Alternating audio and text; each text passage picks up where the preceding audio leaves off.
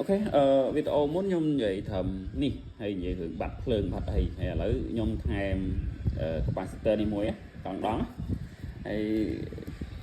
xe ma bên khai này này cứ xe ma dânประกาศ clone ឯងតពីណាទៅណាគឺយើងប្រើខ្សែលួស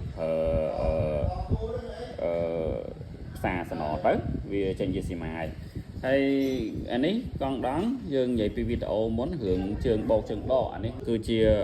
កង់ដង DC វាមានប្រកាន់ប៉ូលបោកដកណាហើយប៉ូលបោកដក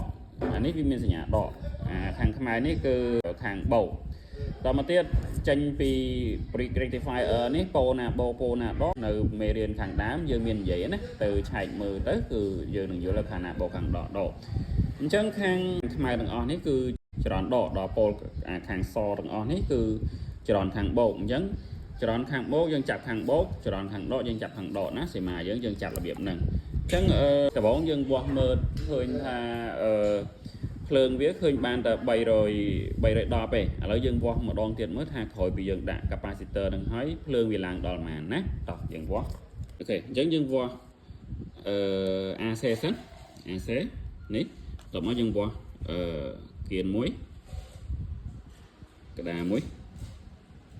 233 វ៉ុលអូខេអញ្ចឹងចាំមើលបន្ទាប់ពីយើងដាក់ capacitor មួយភ្លើង DC ឡើងបានណាខ្ញុំកាត់ DC តើមកខ្ញុំវាស់ខាងគេមួយគេនេះមួយនេះ